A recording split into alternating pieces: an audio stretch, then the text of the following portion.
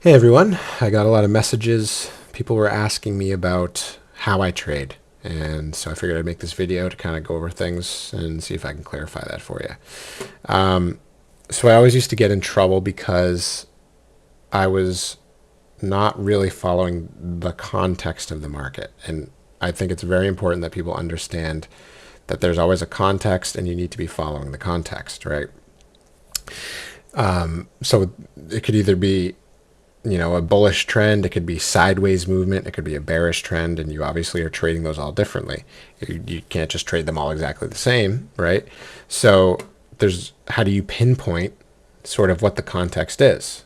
And the easiest way is using moving averages, right? So I use a 100 EMA, a 50, and a 20. That's what I use. You can probably find ones that work better for you, but this is what I like. And so what I do is I ignore any price movement that has, crisscrossy, choppy, wiki action, which has crossing moving averages, right? Crossing moving averages. I want the spread out directional moving averages stacked in the proper order. The 100 on the bottom, 50 in the middle, 20 on the top. If you're short, it's going to be the other way around, right? 100 on the top, 20 on the bottom. And so what I do is wait for that to happen. And then I'm on my 1 hour. I always do this on a 1 hour. And I just look for trend lines to break, right?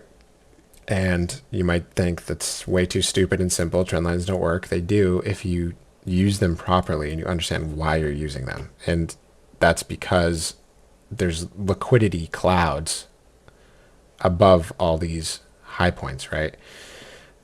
People are shorting and they're putting, because everyone loves to pick a top. You want to be the coolest guy and pick a top, right? So you're shorting and people are putting their stop losses for their shorts above all these wicks, right? And so what that creates is just a cloud of liquidity, stop losses that are waiting to get hit. And once they start getting hit, they kind of create this liquidity waterfall of stop losses bumping into the next stop loss, while at the same time, people jumping in long, right? People market ordering in or buy stopping in. And it just creates an influx of buying pressure, right? In this instance. So that's kind of why I use trend lines or bull flags or flat tops. It's all the same stuff. It's when you have lines of candles, candle wicks, there's liquidity there. There's a grouping of liquidity, and that's kind of what you want to look for. And so what I do is start on my 1 hour, look for the spread MAs. If they're chopping, don't trade. Just go eat a cheeseburger or something. Don't waste your money. You're probably going to lose it. Draw my lines, and then once I have the lines, I don't know what's happening yet. I just have like this. I'd go to my 5 minute. And then I look for the same thing that I just showed you on the 1 hour, but on the 5 minute. And I'm looking for a couple other little nuances as well, right? So the break happens. You can handle this kind of however you want to. You could even just long the break and put your stop below here, but that's a little wide for me. Not sure about you. So I just look for the same thing on the 5 minute. So that way I can have a tighter stop, right? And then your RR gets a lot better if you have a kind of a tighter stop. So once we get through here, price starts respecting these MAs, and we kind of have a breakout. And you could argue, oh, why didn't you just draw that? You could. It doesn't matter. It's all the same. I wouldn't have done this because it's below the MAs, but you can kind of draw them however you want, as long as there's a cloud of liquidity caused by kind of a trend line or a flat top or something. It's probably going to work if you're following with the trend. So I would do something like this. I always use buy stop orders. I would have buy stopped into this, put my stop below the previous low before the break, and then ride it to about 4 to 5R. And I'll use anything. I'll kind of look left and see if there's anything that sticks out to me to use as a target, right? In this instance, maybe I would have used something like this or this. You can see the price kind of slowed down a little bit when we got up there. And a lot of the times as well, if there's nothing there, or if there's something much further, like 7 or 8R, or we have blue skies and there's nothing above there, what I'm going to do is I'll put my target at 4 to 5R in case price moves there very quickly. And if it kind of just grinds and creates kind of new reaccumulation models and grinds, as we get closer to my 4 or 5 target, what I'll do is I'll bump it out, and then I'll just kind of start trailing very loosely, and I'll put my stops below any reaccumulation models. And what my reaccumulation model look like, I made another video about that might explain it more in depth, but like this, for instance, is a reaccumulation model. So if I were trailing this, which I maybe would have, once this high breaks, this is where my stop would go, right? I would have already been out of this trade, but I'm just saying, for instance, if I was trailing a reaccumulation model, this is a perfect example of one. We had a base, it rinsed out, we broke the high, and I would have moved my stop to there.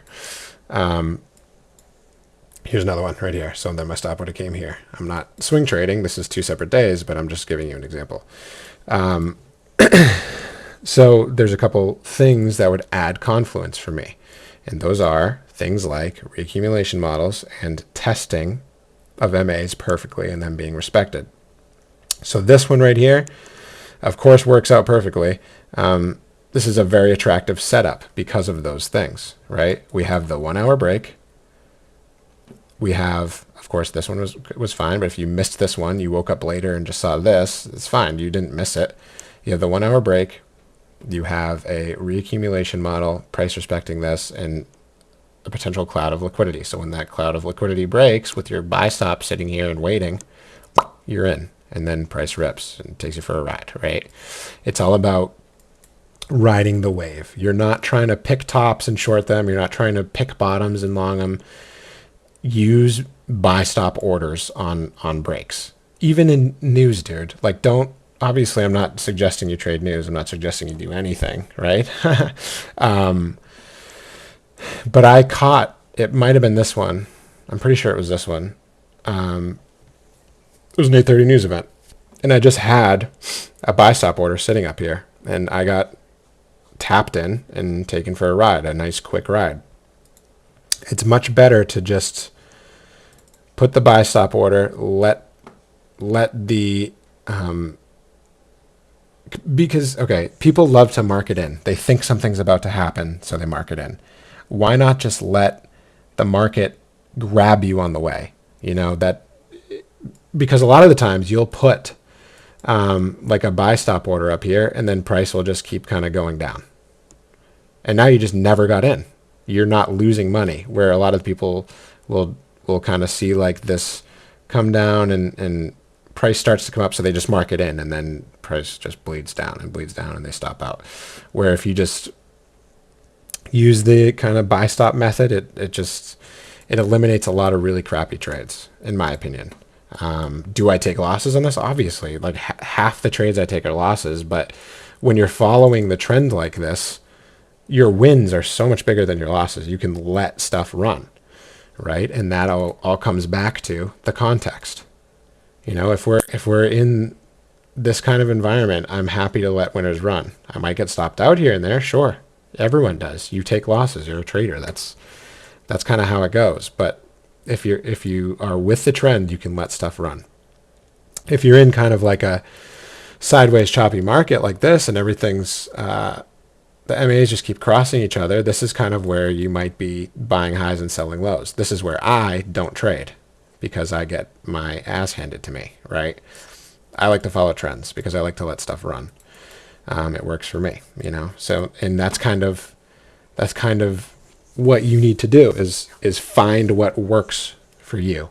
You know, you can use little snippets of different courses you've taken or different stuff you've seen that you think is cool, but ultimately you have to create kind of a system that works for you. So me showing you this, I'm not showing you exactly my entries, exactly my exits and all that stuff, because it doesn't matter. It's, you got to kind of make it into something that fits your personality, right? But with this foundation, I think you could definitely do that. You know, some people just do a solid 3R every single time. They don't move where the target is. It's just always 3R. That's fine. That some people don't have a target. They just will trail the bottoms of 5-minute candles. Fine, do that. Some people will trail the moving average itself. You know, you can do whatever you want. But I think the key thing here is you're aware of what the trend is. You're aware of when it's trending, and that's when you can allow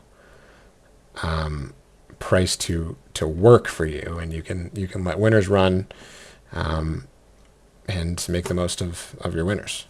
And there's nuances to this, and that's why it's important that you pick one strategy and just stick to it and find kind of all the nuances. But just kind of start looking around, you know, pull up charts and have a blast. And of course, if you swing trade, do it on higher time frames. It's still going to work, you know. It's like you'll still have areas where, you know, there's little clouds of liquidity or whatever, and if stuff starts burning out, blah blah blah, testing, yeah, you know, it's just like it can be applied to every single time frame. So apply it to whatever works for you. I hope that helps. Thank you.